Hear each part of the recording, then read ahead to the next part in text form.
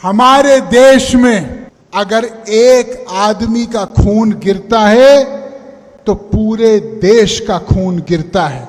जब एक नौजवान का सपना टूटता है तो पूरा देश का सपना टूटता है। ये सवाल किसी दूसरे का नहीं है। आग कहीं और से शुरू होती है, मोहल्ले में घर हमारा भी है। हम लोगों को इस बात का ध्यान देना है। ये 1,60,00,000 नौकरियां, लगभग 1 करोड़ केंद्रीय सरकार की और लगभग 70-75 लाख लगभग राज्य सरकारों, इसकी भरपाई के लिए हम लोगों को लगातार अपनी बात जगह जगह पे रखनी है। सरकार अक्सर ये कहती है कि हमारे पास आर्थिक प्रबंध इस समय नहीं है। ये बात सही नहीं है। क्यों? जब सरकारी नौकरी बनती है तो कोई भी सरकारी नौकरी हवा में नहीं बनती। सरकारी नौकरी बनने के साथ साथ ज्यों का त्यों आर्थिक प्रबंध होता है। अगर उस पैसे का कहीं और उपयोग हो गया तो इसके जिम्मेदार देश के नौजवान, देश के किसान और हमारे नौकरी ढूंढने वाली पीढ़ी नहीं है।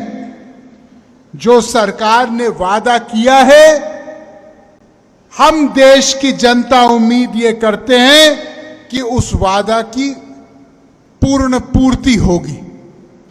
क्या आप एक बात जानते हैं कि हमारे देश में अनेक सरकारों को मिला के केवल जो पेपर की फीस होती है परीक्षार्थियों की, अभ्यर्थियों की, उससे सरकार 1300 करोड़ रुपए हर सालाना कमाती है।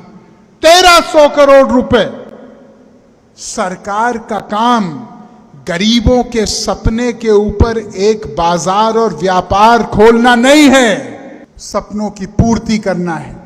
मैं सरकार से निवेदन करना चाहता हूं कि जो परीक्षार्थी है उसके एग्जाम देने पर यदि जगह नहीं मिली तो मेरा हाथ जोड़ के निवेदन है कि सरकार उनका एग्जाम फीस उनको लौटाना चाहिए वापस। कोई भी पारदर्शिता या समय सीमाबद्ध प्रणाली नहीं है हमारे देश में। आप जानते हो कि अक्सर ऐसा होता है कि 2016 में कोई परीक्षा लिखता है और ज्वाइनिंग लोगों की होती है 2022 में। क्यों? क्या आप जानते हो कि हमारे देश में जब एक नौजवान किसान, छोटा व्यापारी जाके लोन लेने की प्रक्रिया शुरू करता है तो इसके आंकड़े मैं आपको बताना चाहता हूं, 80% के आसपास लोन हमारे देश में, सरकारी आंकड़ा है, मेरा आंकड़ा नहीं है, लगभग 80% लोन उन उद्योगपतियों को केवल मिलते हैं जिनकी सालाना लेन देन, जिनका ईयरली टर्नओवर 100 करोड़ से ऊपर है। 55% केवल उन लोगों के पास जाता है जिनका सालाना लेन देन 1000 करोड़ से ऊपर है। यह सरकारी आंकड़ा है वित्त मंत्रालय का। जो बाकी 20% है वो कहां जाता है? 20% में 13% उन उद्योगों को जाता है जो सालाना लेन देन 5 करोड़ से लेकर 100 करोड़ तक है। इसका मतलब 99.9% जो भारत है उसको मात्र 7% लोन मिलता है हिंदुस्तान का। अब जब एक आम आदमी आत्मनिर्भर होने का रास्ता तय करेगा तो क्या वो अपने माता पिता से पूरे पैसे ले सकता है? नहीं ले सकता क्योंकि इतनी किसी के पास आमदनी नहीं है, उसको बैंक से मदद की जरूरत है। अब जब बैंक में सारे मदद की प्रणाली ही समाप्त है एक आम इंसान के लिए, तो वो सपना क्या साकार हो सकता है? आप मुझे बताइए। हम लोग ये चाहते हैं कि 10 लाख नौकरियां जो प्रधानमंत्री जी ने घोषित की वो जल्दी से जल्द हो, मुझे पूरा भरोसा है होगा। साथ साथ जो 2014 में मुख्य पत्र में कहा था कि 2 करोड़ नौकरी प्रति वर्ष मिलेगी, उसके ऊपर भी हम लोगों को सोचना है। और मैं जानता हूं कि दुनिया की आर्थिक परिस्थितियां इस समय बहुत आसान नहीं हैं।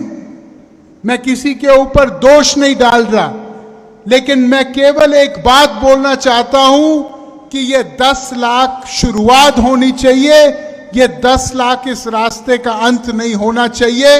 जो 2 करोड़ नौकरियों की बात की गई थी, वो नौकरियों की पूर्ति भी होनी चाहिए देश में, तभी गरीबी छटेगी।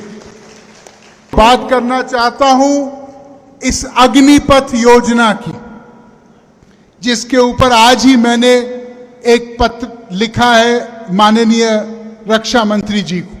यह अग्निपथ जो योजना है, इसके बारे में कई नौजवानों ने पिछले 2 दिन में मुझे सोशल मीडिया पे लिख के, फेसबुक ट्विटर पे लिख के अपनी चिंताएं मेरे सामने रखी हैं। भाइयों, मैं सेना में तैनात एक नौजवान को एक सरकारी नौकर मुलाजिम नहीं मानता, मैं उसको एक तपस्वी, एक योद्धा मानता हूं। मैं ये मानता हूं कि जो आदमी ने अपने जीवन का सर्वस्व न्योछावर करके अपने देश के नाम त्याग करते हुए दिया है, वो आदमी तनख्वाह के लिए नहीं जी रहा, वो आदमी देश के लिए अपना बलिदान देने के लिए जी रहा है। हम उसको तनख्वाह तक सीमित ना करें, ना उसको आंखें तनख्वाह से। भाइयों, सेना की तैनाती एक बहुत घोर संकल्प और तपस्या है। मैं आपसे एक प्रश्न पूछना चाहता हूं।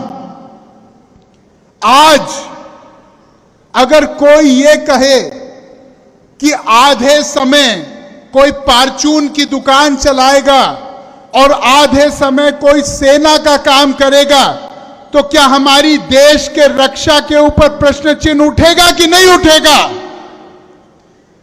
हम लोग आज आपके माध्यम से एक प्रश्न उठा रहे हैं जो इस देश का हर नौजवान उठा रहा है।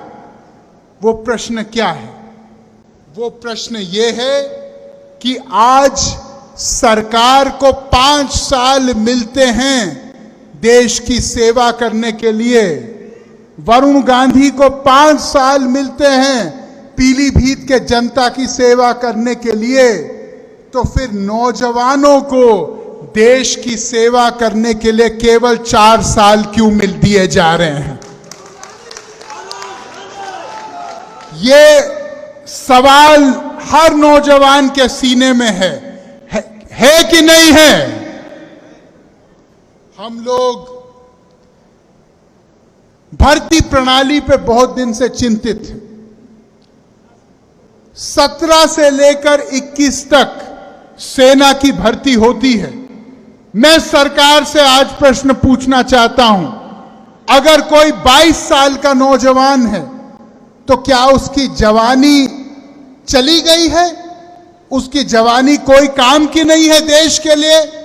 अगर कोई 24 साल का लड़का है तो क्या अगर वो देश के लिए अपना खून देना चाहता है तो क्या उसका खून बेकार है देश के लिए? ये प्रश्न हमको पूछने चाहिए। 1 करोड़ से ज्यादा रिक्त पद इस समय भारत सरकार में खाली पद पड़े हैं। ये मैं नहीं कहता, ये सरकार का अपना आंकड़ा कहता है। मैं प्रधानमंत्री जी से निवेदन करना चाहता हूं कि इससे पहले कि हम लोग 10 लाख नई नौकरियां बनाए, ये 1 करोड़ जो खाली पद हैं, अगर ये 1 करोड़ खाली पद ही हम लोग उनकी भरपाई करें तो लगभग 5 से 10 करोड़ लोग